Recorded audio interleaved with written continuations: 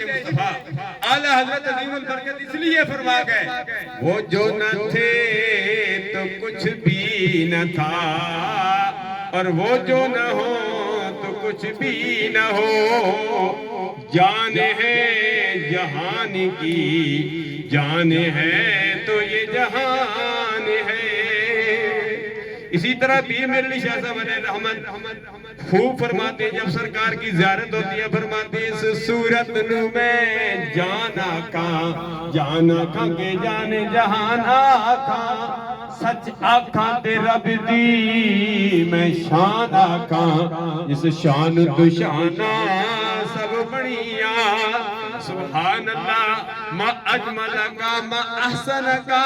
ما اکمل کا، کتھے مہر علی کتھے تیری ثنا، گستاخ اکھیاں کتھے جالڑیاں۔ یہ کلام بھی پڑھا جا رہا ہے، پڑھا جائے گا انشاءاللہ۔ گزشتہ دنوں میلاد مصطفیٰ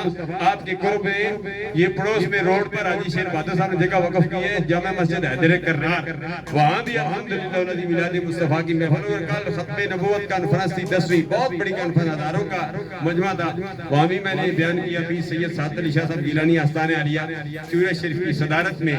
آستان عالیہ چورت شریف میں الحمدللہ ہم یہاں بھی بیان کرتے ہیں،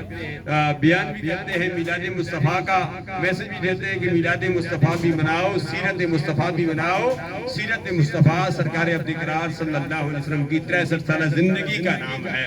ضرورت اس امر کی ہے کہ ہم سیرت مصطفیٰ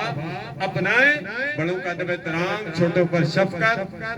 یہ سب سرکار کی سیرت ہے۔ بیماروں کی یاد کرنا یہ سرکار کی سیرت ہے، یہ سرکار کی سنت ہے۔ جب بیمار کی یاد کرنے کے لیے بندہ جاتا ہے، جس طرح حاجی سبیدار غلام مصطفیٰ صاحب بیمار ہیں، جب میں آیا تو ان کے ماتھے پر ہاتھ رکھا، مجھے سکون ملا، خوشی ملی ہے۔ اللہ تبارک و تعالیٰ کے پیارے حبیب نے فرمایا بیمار کی یاد کرنے کے لیے جب بندہ جاتا ہے تو جنت سے وہ جنتی پھولوں کو چنتا رہتا ہے۔